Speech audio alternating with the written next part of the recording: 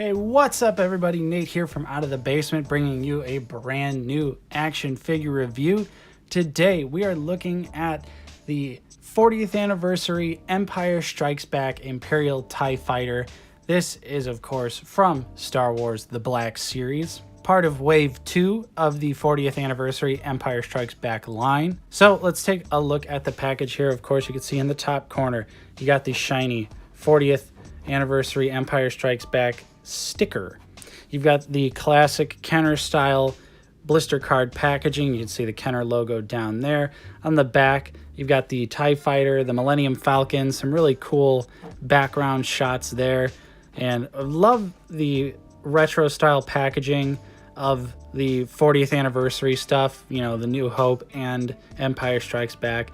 Even though I have no nostalgia for packaging like this, I'm way too young to have experienced this in stores, but it still does look super badass. So on the back here, you can see some other figures in Wave 2, Snowspeeder Luke, Lando with the updated photo reel, TIE Pilot, the Rebel Soldier for Hoth, and the Dagobah R2-D2. No real bio on the back of this figure. All it says right there is that first sentence that commemorates the 40th anniversary of Star Wars The Empire Strikes Back. So there you go. And you can see a bunch of legalese right here. Of course, there's nothing else really going on here. So let's not waste any more time. We're gonna get this guy open and take a look at his one accessory, then the figure itself. Okay, and the one and only accessory you get is the standard E11 blaster. We've seen this a million times in the Black Series. Thankfully, it's got a little bit of paint application right there with the silver, and it looks nice. It's the same sculpt, same everything we've seen a billion times in the Black Series. Nothing is different about it, and it works and it looks great, and I'm happy there's a little bit of paint on it. Now let's take a look at the TIE Fighter. All right, and here is the 40th anniversary Empire Strikes Back TIE Fighter pilot out of the packaging, and he is looking absolutely fantastic. Always have loved the design of the TIE Fighter pilot. So happy that I finally have a classic one. I do have Lieutenant Oxio and an Inferno Squad agent, which are the same exact body mold, it's just different paint apps, but I'm happy to have a classic one for my Imperial shelf. He looks great, so let's get him off the stand. We'll take a close look at his details, and then we'll take a look at the articulation. Here he is up close and personal, and you can see right off the bat, you've got some really nice, cleanly printed Imperial logos on the helmet. That looks really good. The helmet sculpt is also pretty damn awesome. As far as I know, it looks very accurate to the movie, of course, just off the top of my head. Looking great there. Just pure black plastic. Not a whole lot of paint on this guy. You can see his little switchboard and everything. Features some really nice details. Some blue, gray, white paint. These little switches right here have some really cleanly applied red dots. He's also got a little bit of silver on the bottom part of that apparatus, and then some more reflective shiny silver on the sides here, along with this little button doohickey as well. The belt looks nice, has some nice clean silver paint application. He also has the Imperial logo on both shoulders, so that is a really nice touch. The whole design of the costume looks great. It's mostly very shiny, and I like that. The gloves are even shinier than the actual suit is, but there's tons of little nice details on here. Some pockets, little ruffles and stuff. There's another pocket right there. Really looking nice. He's got a little doodad thing on his arm here, which has some more paint on it, and that looks pretty damn awesome as well. Of course, he's got one trigger finger and one holdy gripping hand, and he does have some weapon storage for the E11 as well. Just throw that in there. Fits in there pretty nicely. It's very soft plastic. Wow. And yeah, you can have him store it just like that. And then moving down, you can see he's got more pockets on the front of his pants. Kind of hard to see on camera, but he does have a lot of nice sculpt work throughout. He's even got some like straps on his boots there, which I think is pretty unique. You don't really see too many troopers with these little boot straps, so that is nice. And the shiny reflective boots also look very good. So overall, the details are all there. Oh, of course, his hoses are removable as well if you wanted to do that for some reason. But the details are there. Looks accurate from what I can remember based on memory. So I'm happy, completely satisfied with how this figure looks. So now let's go ahead and we'll take a look at the articulation. All right, so for the articulation, the TIE pilot can look up very far. I wonder if he can look up even further if you disconnect the hoses.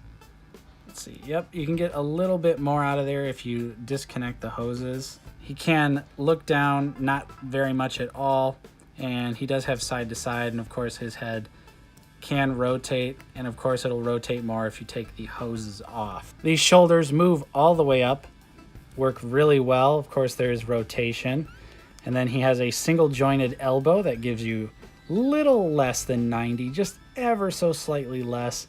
Wish we could have got some updated deep cut elbows on this guy, but you know, not gonna happen. His elbow can also bend all the way that way for reasons, and you get a swivel at the elbow as well. The wrist rotates and has a horizontal joint, which is disappointing. Could have changed that to the vertical joint for the up and down gun look. It just helps the characters hold the gun and looks better in poses as well. This arm is also the horizontal joint. For the ab crunch, let's see what we got here. Pretty much nothing. A little bit forward, a little bit back. Side to side, also pretty much non-existent. So he really doesn't have a whole lot going on in the abs section of the figure. The legs can kick out about that far. This one seems to be a little bit stuck, but there you go. He can kick forward all the way as well. That is with his foot on the ground. The double knee works great. Fantastic double knee there. He also has the thigh cut, which is nice. And the feet can move down very far. Can move up just a little bit. And of course, he's got ankle pivot. So overall, I think the articulation could definitely be a little bit better. It's not the worst thing ever, but you pretty much have zero. The elbows could have been updated a little bit, and same thing with the trigger finger wrist. I would have definitely liked a vertical joint over the horizontal one. So it would appear to me, even though I don't own the original release of this figure, that they did not do any sort of updating at all, which is a little disappointing. But now that we've got the articulation out of the way, let's go ahead and take a look at how he scales.